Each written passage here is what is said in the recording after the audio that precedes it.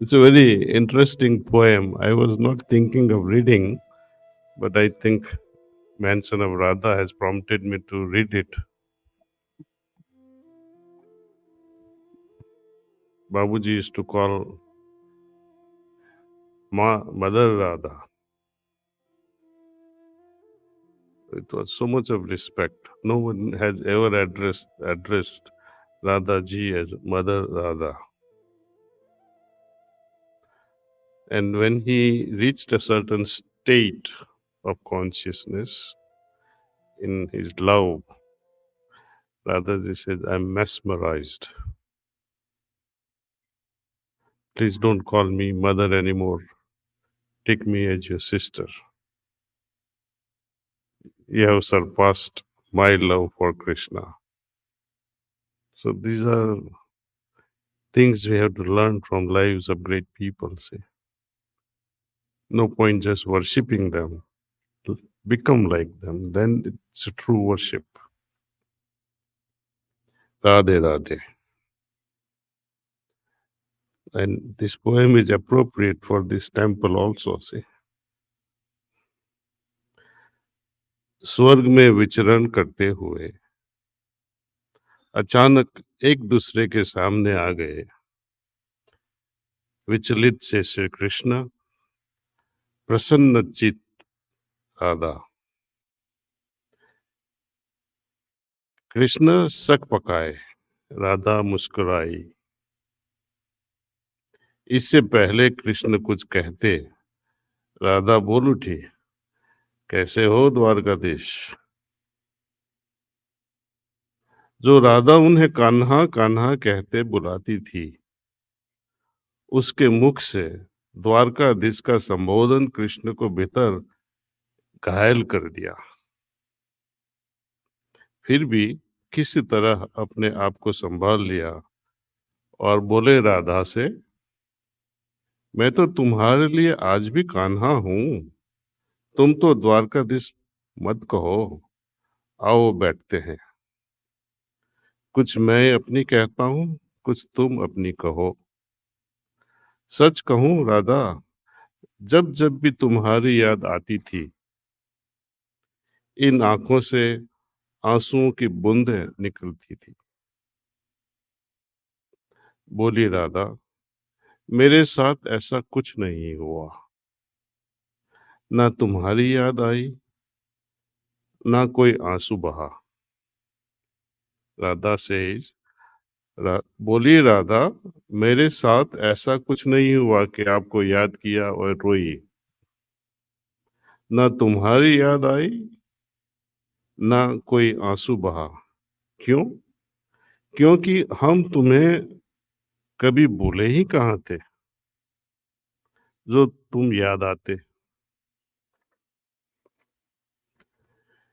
इन आंखों में सदा तुम रहते थे कहीं आंसुओं के साथ निकल ना जाओ इसलिए रोते भी नहीं थे प्रेम के अलग होने पर तुमने क्या खोया टेलिंग कृष्णा कि तुम्हारे प्रेम के अलग होने पर तुमने क्या खोया इसका एक आईना दिखाऊं आपको कुछ कड़वे सच प्रश्न सुन पाओ तुम तो मैं सुनाऊं कभी सोचा कि इस तरक्की में तुम कितने पीछे पड़ गए यमुना के मीठे पानी से जिंदगी शुरू की और समंदर के खारे पानी तक पहुंच गए आप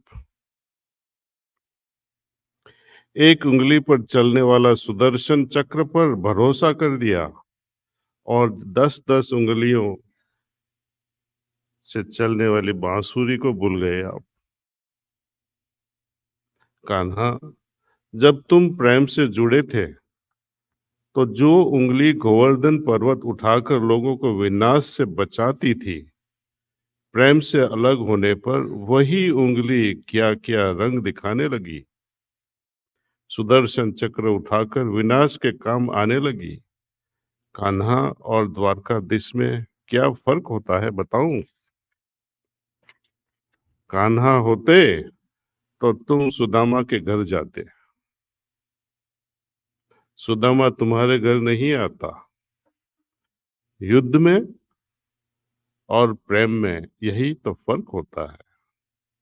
युद्ध में आप मिटाकर जीतते हैं। This applies to family life also.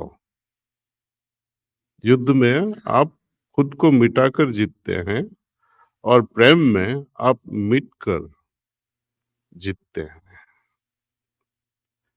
Kanha, प्रेम में डूबा हुआ आदमी दुखी तो रह सकता है, पर किसी को दुख नहीं देता।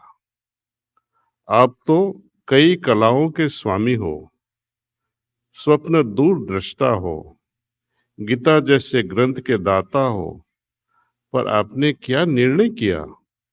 अपनी पूरी सेना कौरवों को सौंप दी और आपको पांडवों के साथ कर लिया। सेना तो आपकी ही प्रजा थी। राजा तो पालक होता है, उसका रक्षक होता है। आप जैसा महाज्ञानी उस रथ को चला रहा था जिस पर बैठा था अर्जुन। आपकी प्रजा को ही आप मार रहे थे। अपनी प्रजा को मरते देख आप में करुणा नहीं जागी, क्योंकि आप प्रेम से शून्य हो चुके थे।